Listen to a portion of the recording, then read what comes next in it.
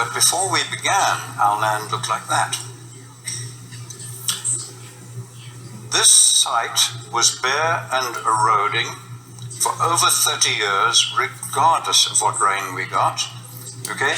Watch the marked tree and see the change as we use livestock to mimic nature.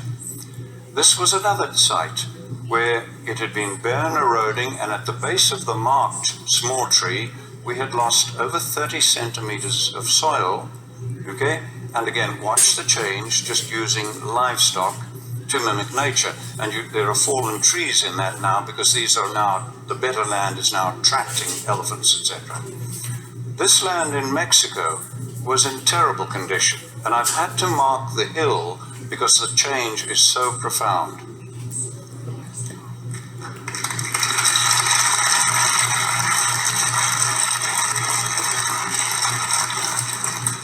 I began helping a family in the Karoo Desert in the 1970s, turn the desert that you see on the right there back to grassland, and thankfully now their grandchildren are on the land with hope for the future.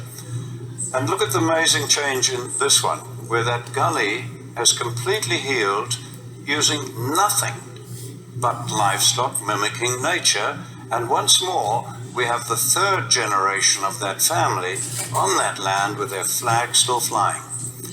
The vast grasslands of Patagonia are turning to desert, as you see here. The man in the middle is an Argentinian researcher, and he has documented the steady decline of that land over the years as they kept reducing the sheep numbers. They put 25,000 sheep in one flock, really mimicking nature now, with planned grazing, okay, and they documented a 50% increase in the production of land in the first year. We now have in the violent Horn of Africa pastoralists planning their grazing to mimic nature and openly saying it is the only hope they have of saving their families and saving their culture. 95% of that land can only feed people from animals. I remind you that I am talking about most of the world's land here that controls our fate, including the most violent region of the world where only animals can feed people from about 95% of the land. What we are doing globally is causing climate change as much as, I believe, fossil fuels, and maybe more than fossil fuels. But worse than that, it is causing hunger, poverty, violence, social breakdown, and war.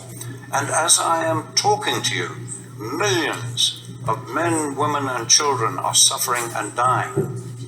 And if this continues, we are unlikely to be able to stop the climate changing even after we have eliminated the use of fossil fuels. I believe I've shown you how we can work with nature at very low cost to reverse all this. We are already doing so on about 15 million hectares on 5 continents. And people who understand far more about carbon than I do calculate that for illustrative purposes, if we do what I am showing you here, we can take enough carbon out of the atmosphere and safely store it in the grassland soils for thousands of years. And if we just do that on about half the world's grasslands that I've shown you, we can take us back to pre-industrial levels while feeding people. I can think of almost nothing that offers more hope for our planet, for your children, and their children, and all of humanity. Thank you.